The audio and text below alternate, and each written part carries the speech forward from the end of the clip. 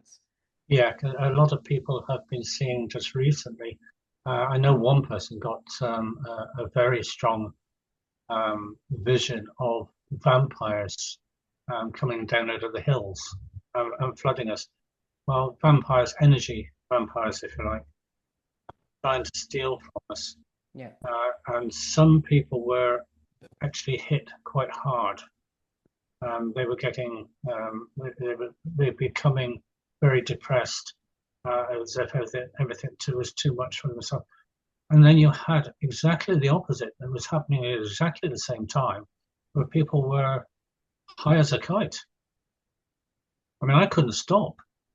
I just kept on going, and I was loving every moment of it. Um, but it does get when you're that high, if you like, you do get a little bit down from time to time, and they can feed off of that. But you just got to keep your frequencies as high as possible, and you've got your armor. I mean, my armor is built of my imaginary armor, that is built of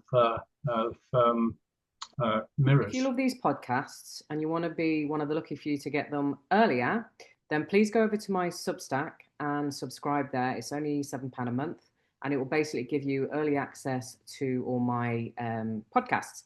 And coming soon, I want to be doing some private webinars as well for members. So it will be a combination of previous guests that have been on. So you get the opportunity to personally ask questions for your own situation or for your own education. Also, don't forget to like, comment, share, and subscribe. I hit over 10,000 a few weeks ago, and I really, really want to keep growing this channel because I know so many of you get a lot of value. And finally, you want your body to stay strong and healthy while we have all the multiple smart devices and radiation that's attacking our body every day. Don't forget, you can also get a discount through my special code Never Settle, which I'll put on the screen. And it's down in the description. And go and buy your stickers to put on your phone, your smart meters, your electric cars, and anything else that might be giving you irritations in day-to-day life. Thanks, guys. Hey guys, I just wanted to let you know there's something weird with this recording. When it should be John on the video, for some reason it's a horrible frozen image of me. It only affects the first part of the video, and then I think it tends to right itself. So I don't know what was going on that day, whether there were entities attacking us or what, I don't know. But I just wanted to let you know. But enjoy this, it's a good one. Well, hello, lovely listeners, and welcome viewers. Today, we have a returning guest, the wonderful John Gilbert from CABIE.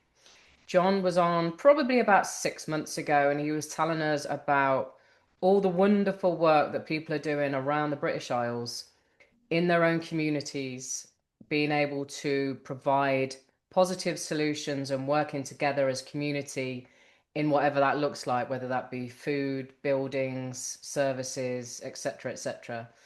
And when I had a quick chat with John, I think it was yesterday or the day before, you were saying that has really taken hold, that's got stronger and stronger. And I was really intrigued when you said, of these messages that have been coming through to you, not just to you, but to others as well. And I love all that sort of stuff because I've had the wonderful Genevieve on my channel before. She's a channeler, and I watch all of that sort of stuff. I watch Next Level Soul podcast, who has loads of channelers on there, and I love like Nikki Allen. Who was I watching earlier?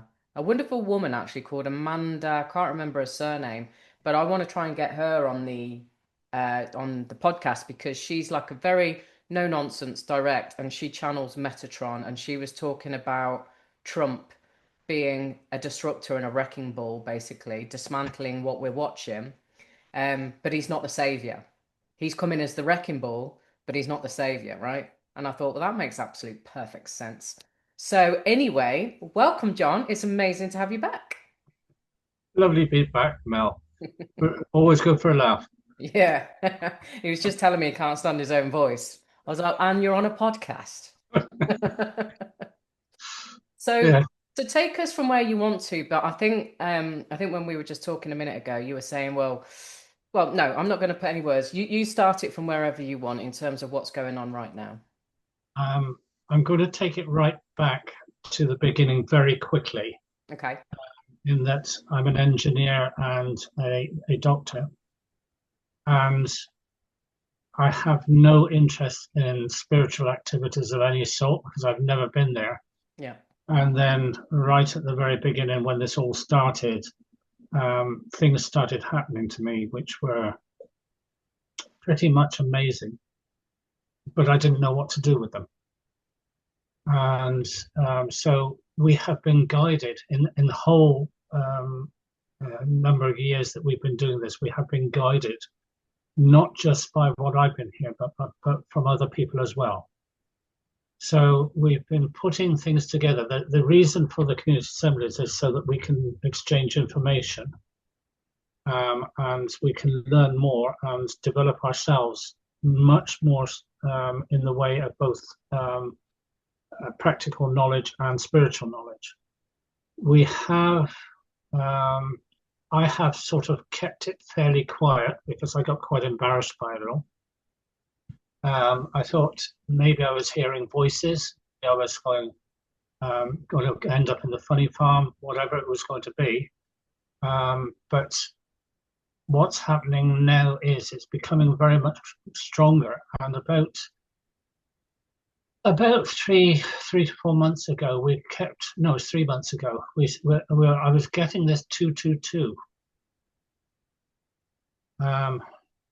Now that's one step up from being a ballet dancer, isn't it? A tutu. Yeah.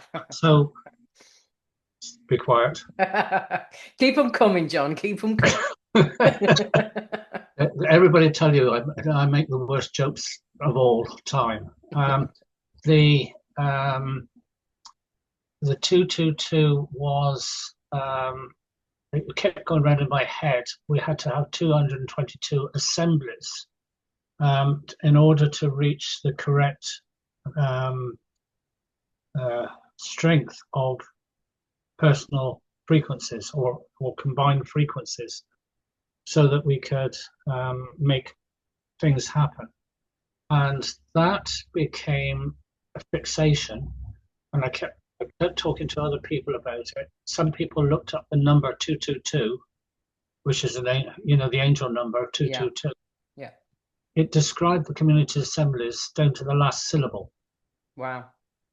And we thought, no, this must be our times. But I also got the fact that we had to achieve, if we're going to do 222 community assemblies, had to be done by the 30th of March. Sorry, 20th of March, which is the Spring Equinox. Equinox, yeah. And I nearly blew a fuse because that actually meant that we had to form one new community assembly every day. Wow.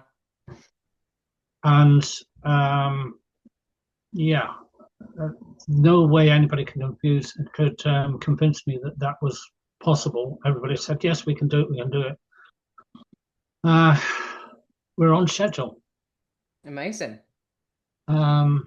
So in actual fact, we're slightly ahead of schedule. We've got a couple of days to spare, so I might be able to have some time off at some point.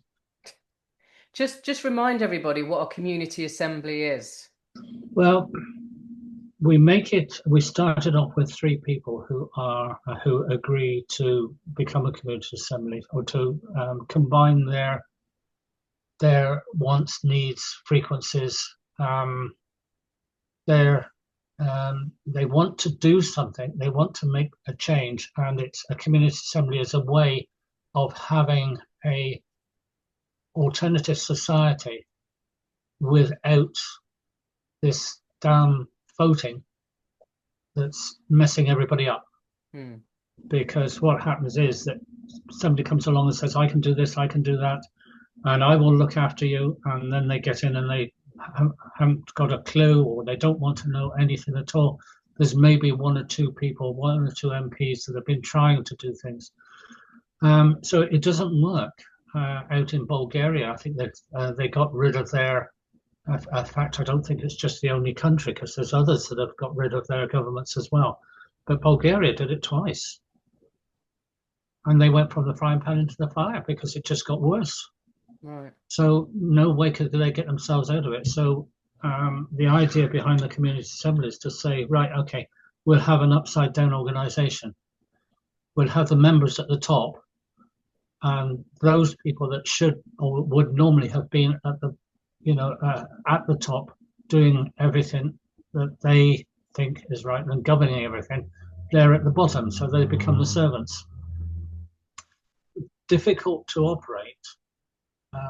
Purely and simply because if I wanted to do something, I would then have to go to the members and find out. If I hadn't been given prior the permission to do something, because if I've been given permission to do something, I don't need permission the second time around. I just go on and do it. But if it's something new, I have to ask the members' permission to do it. And it means delay, because you can imagine the amount of members that we've got. It takes a while to get them all to, oh yeah, we've got to vote on this. Come on, come back. And the way that we do it is, if you don't vote, it becomes a no vote. So let's say that you have, only 40% of your people voting, and maybe 30% of those are voting yes. 10%, 10% of those are voting no, 10% are voting no. What you get is you actually get a no vote because of the people that didn't vote. So it makes the nonsense of saying, "Oh, I can't be bothered this time," because what you're doing is you're casting a no vote. Yeah. So we've lost a few votes because of that, until people realise that, hold on a minute, they've got to vote. And it's starting to go that way now. We had one vote in Dorset, which got 81% of the people actually voted. Well, I don't know of any point in history where you've ever got that amount of people voting. Yeah, absolutely. So we're stirring something up. Yeah. But it's people taking responsibility for it. So we have a lot of people who are getting the same messages that I am. Actually, there's a lot of people who are getting better messages than I am.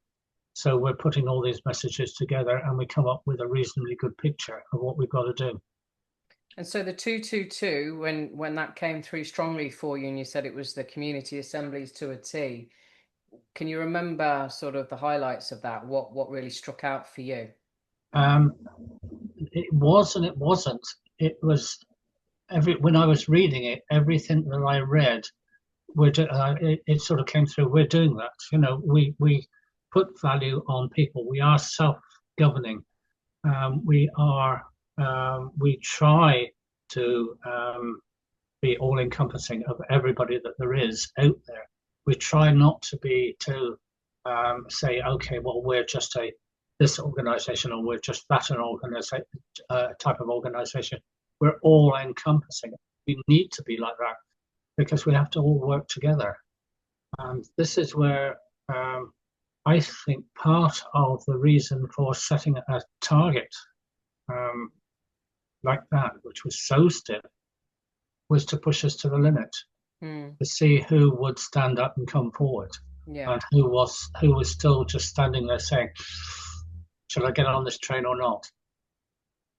So we've had a few people leave because the pressures may be a little bit too much for them. We've gone from, we used to get about 80 people a month signing up to the community assemblies. We're now up to about 200 a month. So it's come a long way in the last 3-4 months. And you would have to look up the 222 angel, the angel figures for yourself, because I can remember it in pictures, but I'd be able to put that into words, I can't. But everything that we were doing was right. And it could be that, it could be all sorts of reasons why they want us to do this 222, but all I can say is we've got to go for it, whatever happens. But certainly that's the problem that we're having at the moment is lots of people are saying, oh, we've got to do something about this, or we've got to do something about that, or we've got to stop this, or got to stop that. When it actually comes down to it, there's an awful lot of people will say somebody should do something about this, but not we should do something about this. Well, Yeah. this one's pushed us to the point where so many people who were I tend to look at it as you're going into a station and you stand on the platform and there's loads of people milling around on the platform and there's a train and the train is in, but everybody's sort of milling around on the platform. You think, why on earth are they not getting on the train? Should I get on the train? Should I do this or not? Um, I just say, is that the right train? Yes, right, I'm going on it. I don't care if nobody else is on it, I'll be the first one on. And this is the sort of attitude that we need to look at now. I'm not going to miss this train. I'm getting on it. I don't care if there might be another one later on. We don't know for sure. Let's get onto it now. And these messages that you've got and that other people have got, and you said some of them have got, well, you called them better messages, or they're obviously just different messages, but there's no such thing as better or worse. I don't believe it's just different. So what were these messages? Was it simply about this 222, or was there more to it than that? Yeah. The first thing was that we had the time, which was the 20th of March, that we had to do this by. We know that there are energies coming into the Earth at the moment. Yeah. And we know that there is an alignment which is happening later on in the year, around about mid-summer, that happens once every 16,000 years. So, you know, if you're waiting for the train, if you were going to wait for the next one, you won't be here for it. What's that? Because I heard something. I thought it was April, and there's some kind of planetary alignment again. Mm.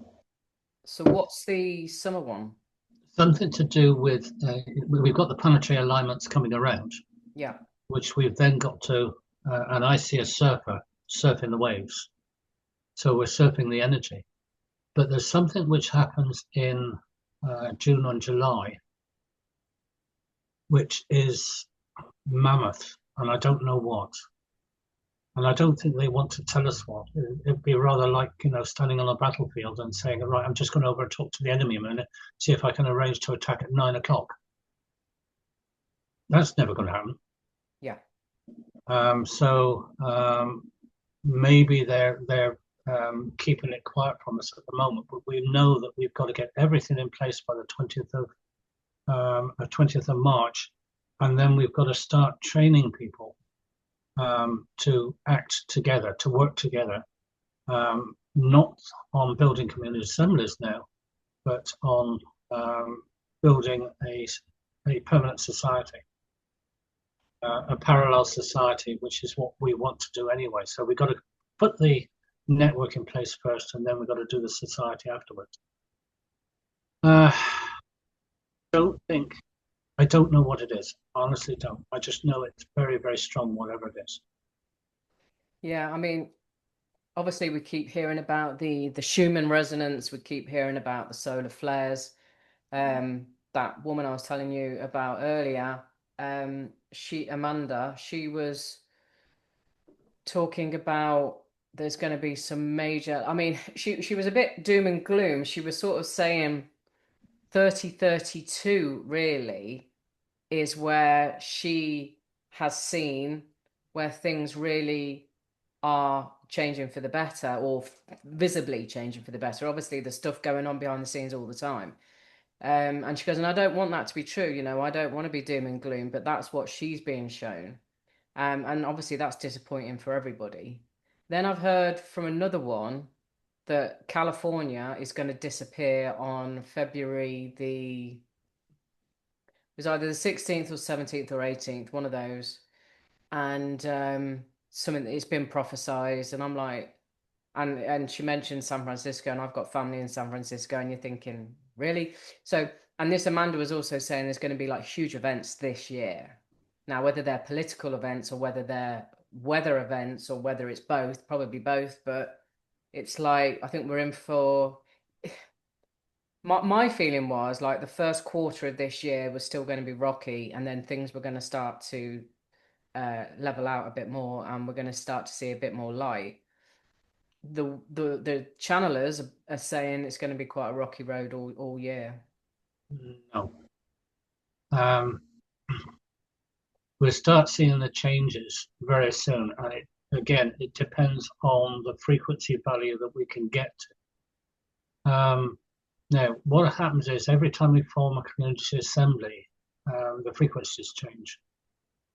There are people, even I can do it, and I'm not particularly sensitive, but when three people come together and their intention comes together, sometimes it's four, sometimes it's five. When that happens, there is a change. You know, when they what was it, Star Wars? You know, I felt a change in the Force or something like this. I think they used to say. Well, that's what you can pick up. So if the good frequencies are increasing as we go through these formations of these community assemblies, it's like a massive. We call it the Aurora network. And the Aurora network is like a network, not straight lines, can be a word, but it's a network over the whole of the world. But we're only, our little part of it is the British Isles. And as this network forms up, so every time we form a community assembly, it's like a little light, you know, where you get the crosses of a network. There's a little light that comes up in the center, and that light becomes a beacon. It's like I think I said this before, the Aborigines called us the Wayshowers.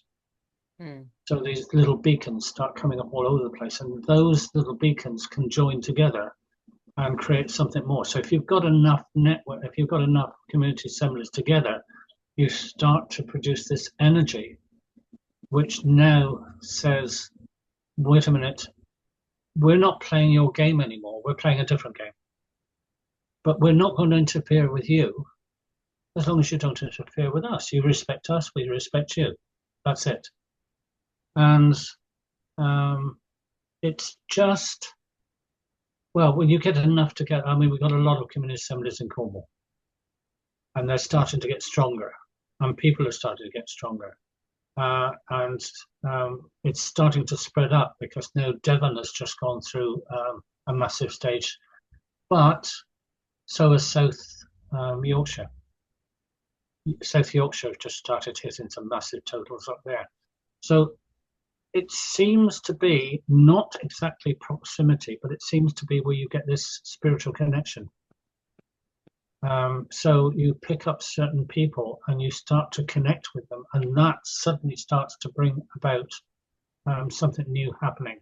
So all of this, what we're feeling and seeing and hearing at the moment, some of my personal experiences, I would say they were mind-blowing. I just couldn't, at the time, I just wanted to crawl into a shell and not say anything. And I kept it, a lot of this I kept to myself for quite a long time. But people who I knew would suddenly start coming out and telling me things, and that became, and then I started talking about things as well, and we started to form a team of people who all had a slightly different take on things, and we would then look at that take. Now, your person who said 2032, in one respect, I think was right, because it's not really going to take hold until around about 2030. But it's going to build up to that point. So every day that we go through, it's going to get a little bit better.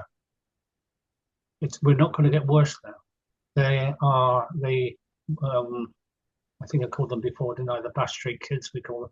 I can't take them seriously, I'm sorry. But they're a load of numpties. and they are throwing everything they can at us at the moment, and we're taking it.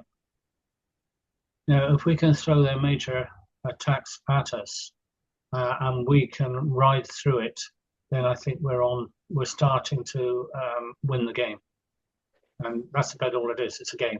Well, yeah, I know that. Um, and for too long, we haven't known the rules of the game, and we've uh, genuinely believed that the people in positions of power had our best interests. Obviously, not for a while, but I think that, not even, the food suppliers, the pharmaceuticals, the banks, the courts, the police, the nurses, the doctors, all of these people that are in these positions. And I believe there are good people in all of those organizations. However, we genuinely thought that those at the top of the tree have got certain regulations and want to do good by mankind. And transpires that's not really true. But that's because we are good people that believe people are good. Mhm. And and then you realize that the people in the positions of real power, well, they might not even be human, let's be honest. But and when you're dealing with that kind of entity or uh, a distorted personality, and you can't understand it because you haven't got that in you, so you don't see it. It's like the empath and the narcissist, isn't it? Narcissists love an empath because they're good, they're kind, they're caring, and they can't see all of those traits, so they don't even see them until it's too late, sort of thing. Does that make sense? Yeah, 'cause a lot of people have been seeing just recently. I know one person got a very strong vision of vampires coming down out of the hills and flooding us. Well, vampires, energy vampires, if you like, trying to steal from us. Yeah. And some people were actually hit quite hard. They were getting, they were becoming very depressed, as if everything was too much for themselves. And then you had exactly the opposite that was happening at exactly the same time, where people were high as a kite. I mean, I couldn't stop. I just kept on going, and I was loving every moment of it. Um, but it does get when you're that high, if you like, you do get a little bit down from time to time, and they can feed off of that. But you just got to keep your frequencies as high as possible, and you've got your armor. I mean, my armor is built of my imaginary armor, that is built of mirrors, so that anything that hits me, it bounces back again. If I go to sleep at night, it's a mirrored cocoon Mm. that's around me at night, and that keeps me safe. And people have got to just learn these things. But we've got so many people like that in the community assemblies. I didn't know there was that many people in the country. Oh yeah. Yeah, and it's growing all the time. The awakening that we can thank, the scamdemic for really has really those that weren't already on the spiritual path jumped on the spiritual path, and some of them are rocketing through that, and some of them are taking it a bit more slowly. But there's definitely way more today than there was 5, 6 years ago, for sure. Oh yeah, yeah, and the frequencies themselves are very, very high now compared with what they were. Yeah. But I've had to apply it physically, so that we can physically build these community assemblies and we can get them up and running. The main problem that I am always up against, and this is where the prediction or the information that I was given just sounded horrific, because a lot of people are not ready to stand up yet. Mm. And this has pretty much been forced upon us because we've taken so long, and the reason we've taken so long is there's so many diversions out there. Oh yeah. And there's so much been created in order to slow us down. Absolutely. So, yeah, um, I'm not going to sort of come out and say anything in particular because people have got to follow their own path. But once they get to a point where they say this is not going anywhere any further, then they've got to start looking at what they can do, not what other people can do for them. And that's the main problem with all of this. And this is the thing with Trump as well. Yeah, Trump is working for mankind. He's an absolute wrecking ball. Yeah. I love the term wrecking ball. Yeah. And but he's not working for mankind as such. He's just wrecking everything and clearing the way for us. Yeah. He might not even realize he's doing it. So everything is right for us to do what we need to do, and what we need to do is self-governance. We need to govern ourselves. Remind me, so I know, I probably asked you this on the last one. So my understanding is Cornwall is its own country anyway. Is that correct? Yes, that's right. And when did that happen? Oh, the first mention of it, I think, was in about 53 AD, I think, something like this, where it was mentioned that this highly developed country, and it was called, the translation of it would be the Isle of Tin. And so you can imagine where the Isle of Tin was. But to the ancients, Cornwall probably did look like an island. So that was a long time ago. Now, it wasn't until we got to 1497, and if I get these dates wrong, I'm going to get creamed. In 1497, that well, everybody says that the Cornish are revolting anyway, but they did, and they said no, we're not taking any more, and invaded England, and actually they didn't do too badly, but they were beaten in the end of it, and they were a country in occupation from that point onwards until 1508, when they paid their war reparations, and that was given to Henry VII, and bless him, Henry VII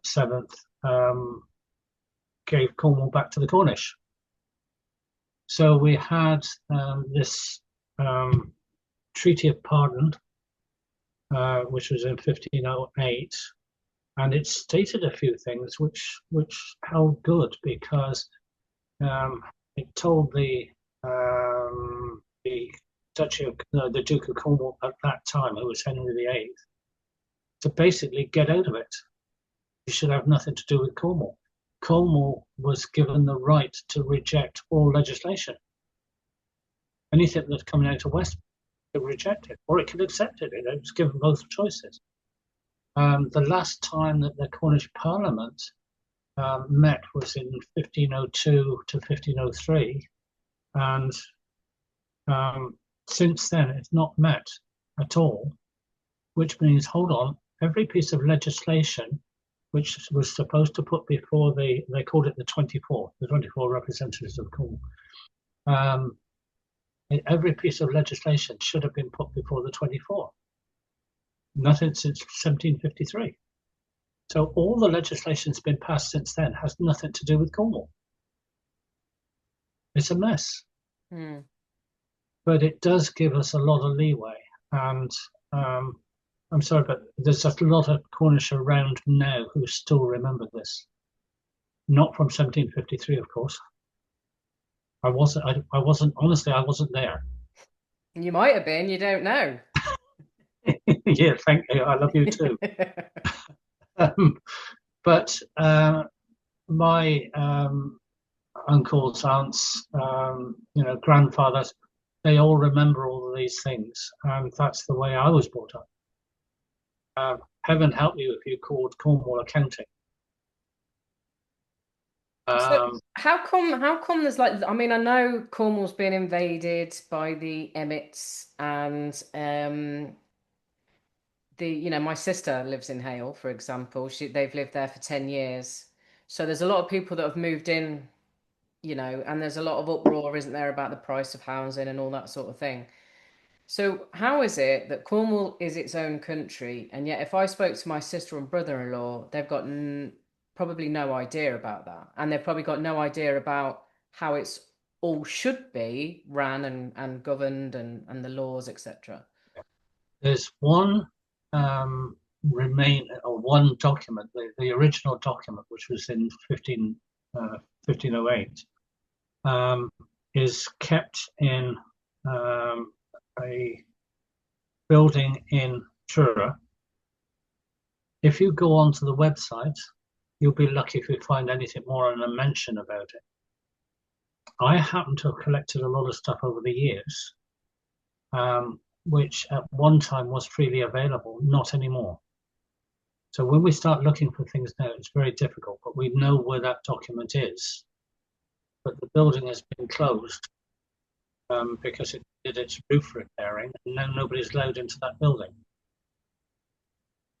It's very convenient. Yeah. But we do have all the rest of the stuff. We do have all the transcripts and things like this. The only thing is that 1508 document was translated, and in translation lost some of the stuff. Yeah. But it is real. It is there. So there's all the information about the Cornish past, not pasty, past. I make a mean pasty, just in case anybody's wondering. I remember that. They're about that size. Oh. Yeah, probably about that size. The reason that we are not getting it at the moment, I think, is quite deliberate. That everybody's and the BBC. Oh my word, the BBC! Every time they come on, they used to come on. It was the county of Cornwall. They would be talking about Devon. They would be talking about Somerset, Dorset, and so on. But the county of Cornwall, and they were pushing it for years, and to the point now I haven't watched BBC in maybe 10 years, something like this. I just don't like them. No. Not many people do, John. No. Well, they don't like us very much either, because they were doing an interview down in Marazion, and the interviewer was saying there to one of the locals, said that, how do you pronounce this place? And he said, oh, it's Marazion, my dear. Marazion, okay. So she went on TV calling it Marazion. And when they found out that wasn't how it was pronounced, they didn't like us. Right. So, but that's the Cornish for you. I mean, if you're going to ask them, they'll tell you Land's End is only about 10 miles in that direction. 2 miles away, you drop off the end of a cliff. But it was a love-hate relationship for many, many years, that one, definitely. So given that you are a country, you've been able to do, it feels to me like anyway, you've been able to do more with the likes of the police and the courts and all the rest of it, because you have a different jurisdiction to what the likes of the West Midlands have, for example. Yeah. And is that able, and you mentioned South Yorkshire, and I was thinking, yes, the frequency, but through this whole movement, certainly, since I've been in the thick of it from sort of 2021, it always seems to be Northerners. There's a lot of Northerners that are out there doing good things that the establishment wouldn't want them to do and would see them as bad things, but they're not, they're good things. And I think it's always been the case throughout history. Like, I don't know whether it's because there's less money in the north, and therefore people are at more grassroots level, and therefore are more entwined with what's been and gone in the history, and a bit like the Cornish, very entwined, very proud of your heritage and your history. Whereas in the middle, where I am, it's all been a bit watered down, hasn't it? And I used to be Warwickshire, but I'm West Midlands now, apparently. Don't Yeah, know who, don't know whose bright idea that was. they've been playing about with it a lot, haven't they? Um, we're now we registered a territory known as the territory of Kernow. Now, Kernow is the old word for Cornwall. Yeah. Kern is Kern and Corn more or less mean the same thing, which is like a peninsula or nose or something that juts out. And the like mine, take a note of that one.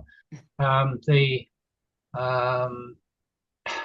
we're talking about a people who are Cornwall people. Cornish people were very poor. It was they're very rugby mad, absolutely rugby mad. We've got Yorkshire, which is exactly the same. Cornwall used to play Yorkshire in the finals each year. It was so bad that the Cornish would, and very much similar to the Yorkshire, whenever Cornwall and Yorkshire were playing, one of those places would empty. And I remember walking down that centre of Camborne High Street one day, and there was not, and it was on a Saturday, and there was not a soul. You say Camborne? Camborne. Oh, Camborne. Yeah. Camborne, yeah. Yeah. It's sorry, yeah. my pronunciation. Yeah, yeah. So yeah, everybody says Truro, don't they? It's Truro. Yeah, I say Truro. Yeah. Yeah. Truro. Yeah. Truro. We've got a lot of Z's in our names as well. Hence Marazian. Thank you, BBC. Go away. Sorry. I can't turn that one off. Sorry. Old-fashioned landline, is that? That is, yeah. So we've got we have a thing that we've done with the Community Assembly with territory of Kernow. Now, Kernow back in 936 AD. You notice how I'm getting all these dates off at the moment. Is that impressive or not? No. Yeah, it's very. Oh, she's not. She's shaking her head. No. I am. Do you know what? I am impressed. Yeah, but I've just come off a podcast with Robin Hood, and he must have quoted, I kid you not, about 25 or 30 statutes, along with dates, sections, subsections, and all that. And it was just like, what? So it is still impressive. It's not any worse or better. It's different, John. Okay. Anyway, we registered the old Kernow, which was in 936 AD, just before they did Wessex. We registered that as an indigenous territory because they were all from the same people, and that was Cornwall, Devon, Somerset, and Dorset. There was a little bit of Wiltshire in there as well, and Avon, Bristol, which it is now, was actually in there because that was part of Somerset. So that was all registered as an indigenous territory, territory of people indigenous to that area. And we got it through. There was no problems with it. It was all done completely openly, and nobody objected to it whatsoever. So if you go a year and a day and nobody objects to it, and that was 2 years ago, we're home and dry. So we've now call it the territory of Kernow. And to be honest with you, Dorset, Somerset, Devon, and Cornwall are working extremely well together. And it's great. So now we're looking at, Yorkshire is looking at doing the same, because Yorkshire are a different people up there, and they're looking to do the same with theirs. But we have to get the numbers of people to a point where it becomes significant. And they're working like mad. So we've just passed in Cornwall. This is active people, 800 people in Cornwall, Devon, Somerset, and Dorset. Brilliant. So that's 800 active people. We only count people who are doing something. And yeah, it's starting to really start to go now. When we get past 1,000 people down here, you can imagine what that's going to start to bring. So all of this is starting to happen. The Norfolk and Suffolk, and I think is it Cambridgeshire as well? Norfolk, Suffolk, and Cambridgeshire. They're looking at maybe doing the same thing, because there used to be, what was it called again? East Anglia. Yeah, I was trying to think myself. East Anglia, yeah. Yeah. So they're looking to do similar sort of thing there. And the north, where Newcastle and Northumberland and all of that all changed, didn't it, as well? Yeah, they've messed about with it so much. Yeah. And we need to put it all back again. If you look at Scotland has, I think it was 7.6 million people in Scotland, and it's a country. Yeah, take a look at Yorkshire. It's actually got 7.6 million people. So if Scotland is a country, why can't Yorkshire be? Yorkshire be, yeah. Yeah. So there's anomalies like this all over the place at the moment. What's the secret, if there is a secret? Because the biggest thing that people have been saying, certainly in the last couple of years, I would say, with all of the groups that have set up, trying to do good things, and you've got all the talking heads looking at various things in different ways. And if we just focus on the court side of things, you've got Robin Hood, you've got Ian Clifford, you've got I Rise Academy, you've got, and nothing's coming to my brain right now, but you get what I'm saying. Oh, Peter Wilson, and all of these different people that are coming at the courts and the law and the legal system in different ways. And then everyone's got great ideas and there's good stuff in everything. But for some people, well, that is just a bit too insular, and it needs to be broader. It needs to be more this. It needs to be more that. And then you try and get people to work together, and it doesn't work. There's fallings out, and there's egos in the way, and then people disagree, and nobody's really leading it. And maybe that's the secret. But what would you say is that, if there was one thing that people could take away from today's conversation, because we all want to work together and we want to get egos out of the way, we just want to build what you're trying to do, right? What you're doing. And yes, we can all come and join CABIE, and but we know damn well that not everybody's ready to jump on the train. So what do you think is the secret of your success, in terms of the fact that you are able to grow it now, and people, like you said, Somerset, Dorset, Cornwall, Devon, all working together, whereas maybe, traditionally there'd be some rivalry, especially when it comes to cream teas. Yes. Jam on top or jam underneath. Yeah. Exactly. The main thing at the moment is not be afraid of ego, because ego is a driving force. Yeah.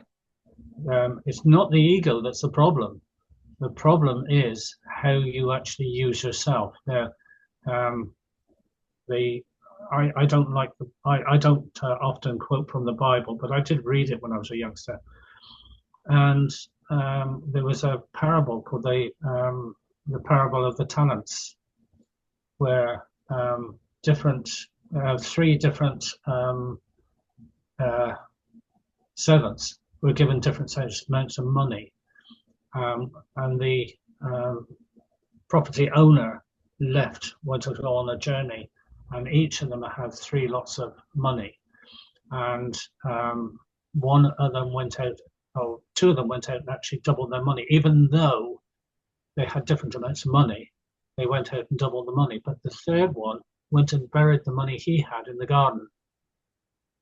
And when the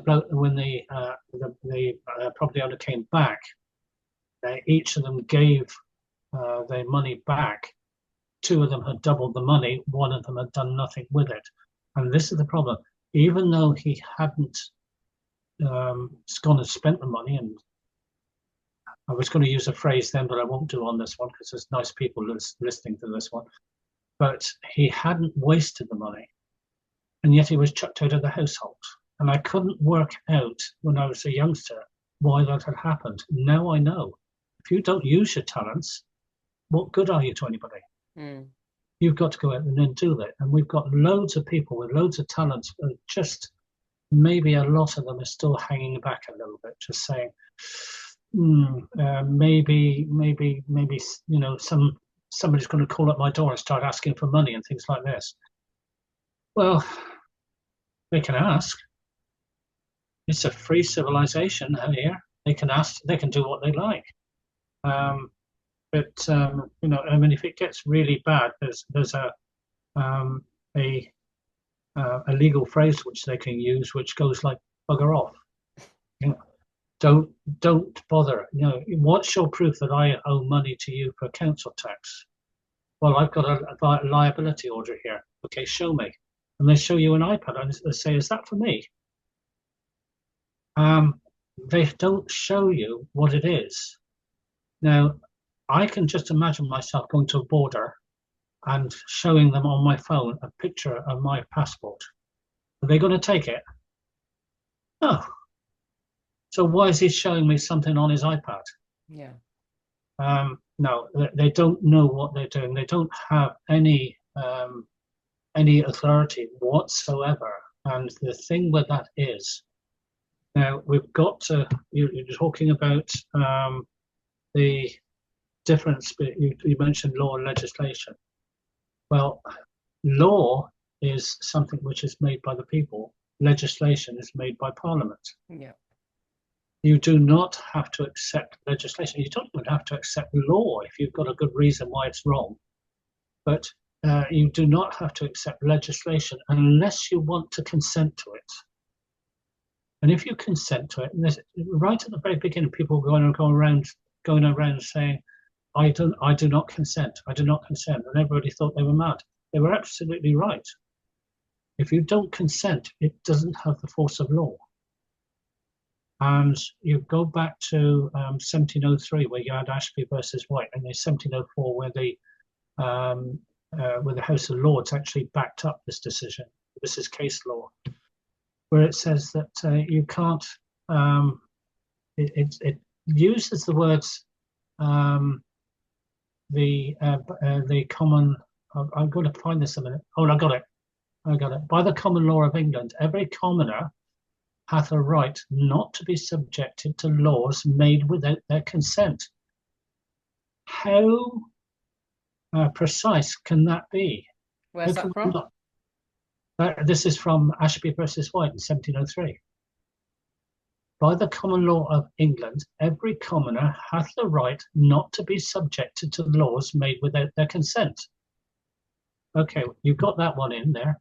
Now it goes on and says, and because it cannot be given by every individual in person, by reason of number and confusion, therefore, that power is lodged in their representatives, elected by them for that purpose. Now, so if we vote, we're giving away our consent. So if we do that, if we vote, we have to follow legislation. Because we've just done it. We just said, I'm going to give you my power. You go out and do what you like with it. And this is where everything went wrong, because those people have gone and they've had an agenda and they're doing what they like with our consent, and we've given it to them. How can you stop that? Don't give it. Don't give your consent. How do you do that? Well, it's been a long time since I registered to vote. You prove that I've given my consent. How are you going to do it? I don't. So if you register to vote, it seems to me that reading through this thing much more carefully, if you register to vote, you give consent to legislation. And that's where they can turn around and say, oh, it's an elected parliament. You know, this is a duly elected parliament, elected by the people. Which people? My first words out of that one are which people, because I don't know any. How many have you got? Do even 50% of the people in this country actually vote? What happens when you vote for one person and they don't get in? That person's not your representative, which you voted for and gave your permission to use your consent, didn't get in. How do they claim that the other people who did get in actually have your consent? It doesn't make any sense to me. No. So, no, I don't want to know the system. I abide by the law. I don't abide by legislation. I remember a few months back trying to deregister myself off the electoral roll. And I was told I couldn't, and not allowed to, apparently. And because I've had so much other stuff going on, I haven't revisited it. Right, you go onto our website and go into the bit which is hold on, because I've got to pull it up a minute because I can. Right, go in to the bit which says, oh, helpful information. It's in the website under. Oh, come on. What is your website, John? www.ca as Charlie Alpha British Isles .com, and if you go into resources, yes, it's in the resources folder because there's an awful lot of information on there. It's trying to find my way around sometimes. You go into resources, you go into helpful information, and when you click onto helpful information, it comes up with something which is a letter to all. Now, that letter to all is about the Community Assemblies because we're a spiritual organisation. So whenever I send out a letter to anybody, I include that one as well, just to make sure that they know. But down below that, there are 3 letters, and it's removal from the electoral register. And you send it to them 3 times. If they can do it the first time, they sometimes do it the first time. If they haven't done it by the 3rd time, you don't have to do it anymore. You don't have to come off the register. You've told them you don't want to be on there.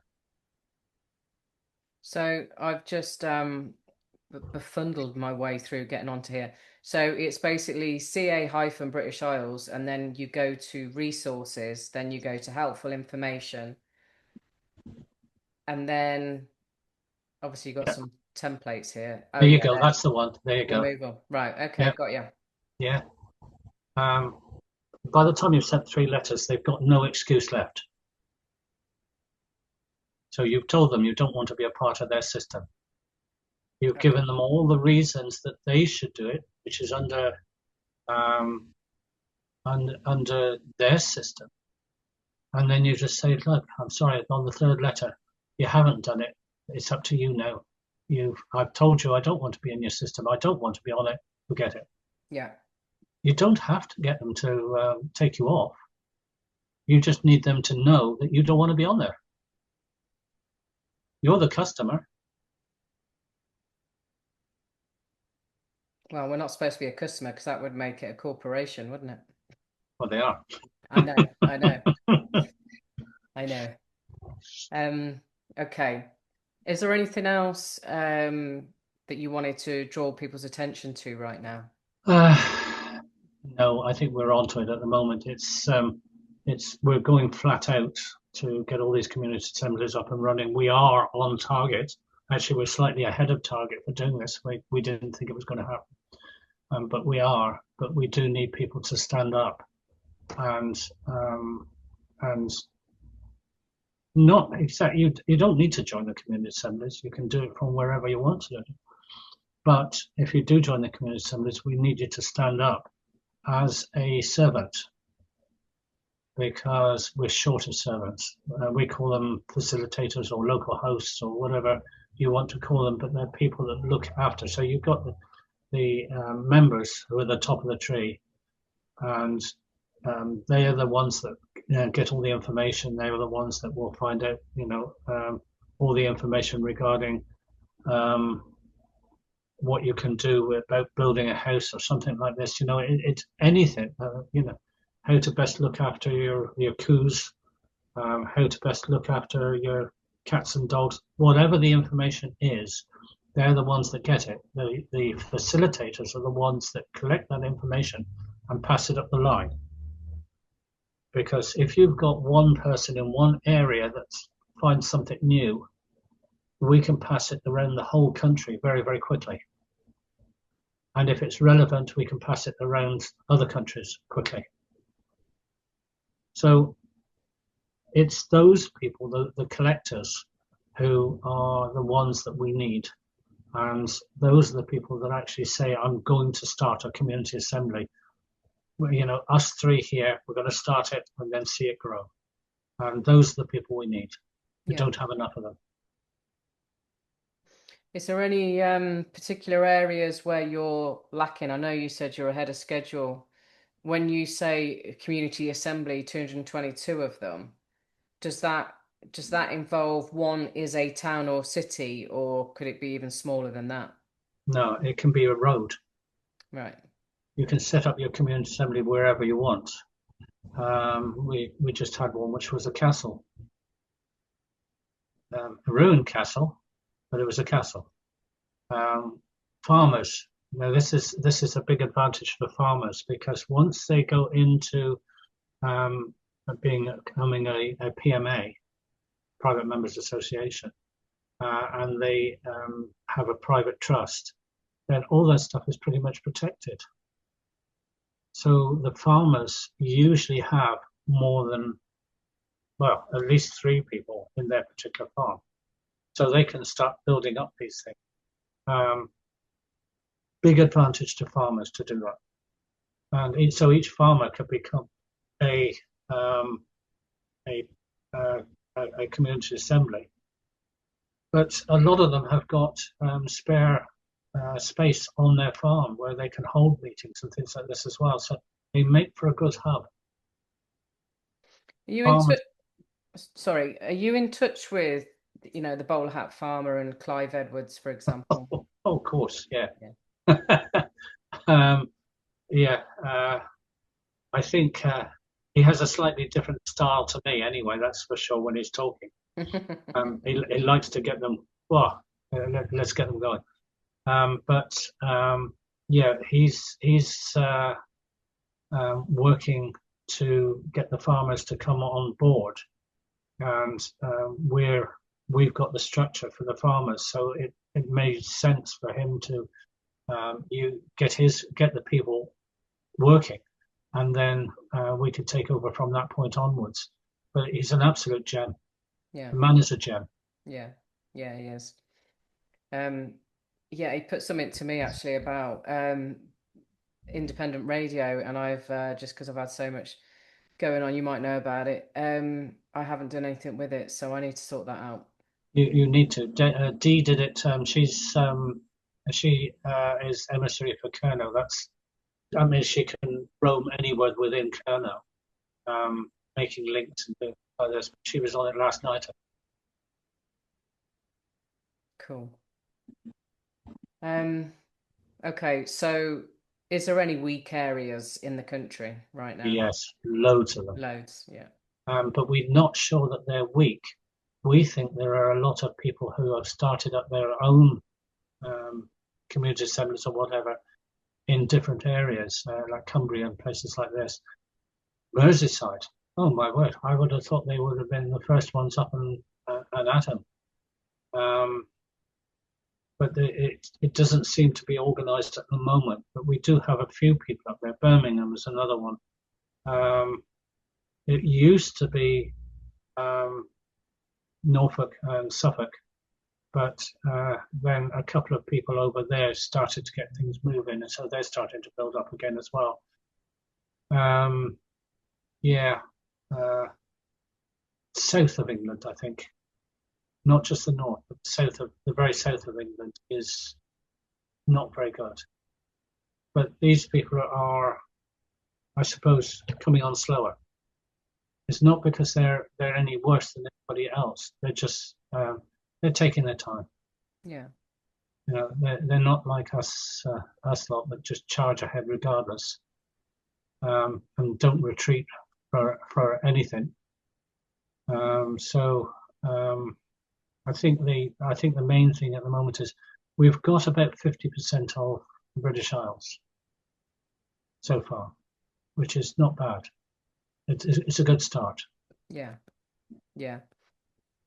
Okay. And as a reminder, it's ca-britishisles.com. Is there any other resources or social medias that people could be aware of? Yeah, we've got a YouTube channel as well. You'd have to search for British Isles. See Community Assembly of the British Isles on YouTube. There's one on Rumble. We've got stuff out there. It's mainly for learning by, but Anna Isabel has been working the interviews for us.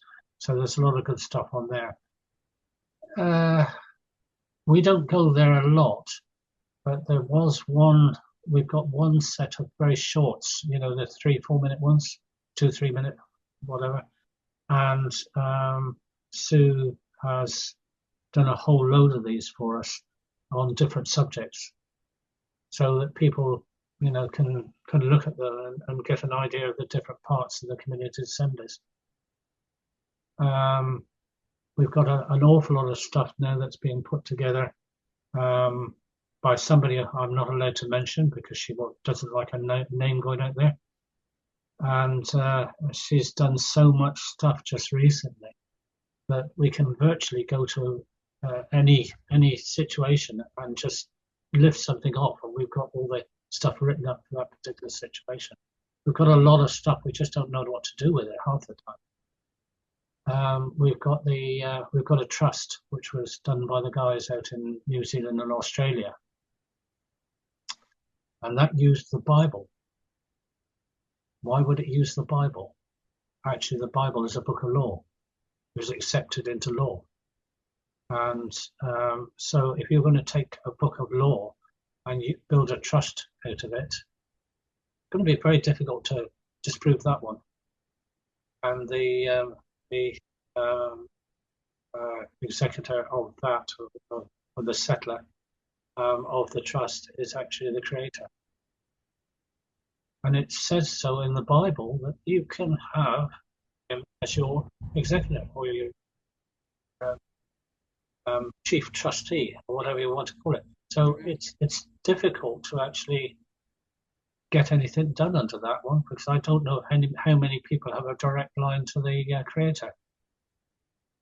But there's a lot of people that want money out of you that aren't going to be able to talk to him. No. I mean, we've all got the direct line. It's just pretty much closed up for most people, isn't it? Yes, yeah. Okay. Well, that's pretty cool.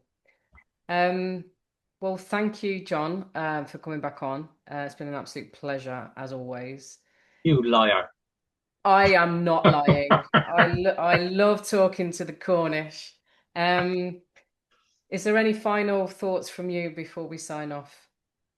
No, I would like some sleep sometime. But no, my thoughts at the moment is that everybody's starting to work together, and it's becoming a very big team, and people are working flat out together. It might take a month or two more for it to really push home, but it's going to take some beating. Sounds like it. Mm. And I love that you're tuning into the messages, and allowing that to guide.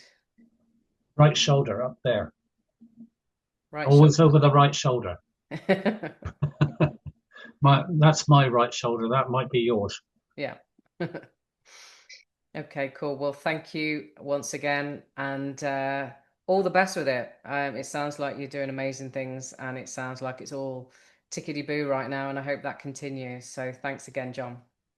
My pleasure.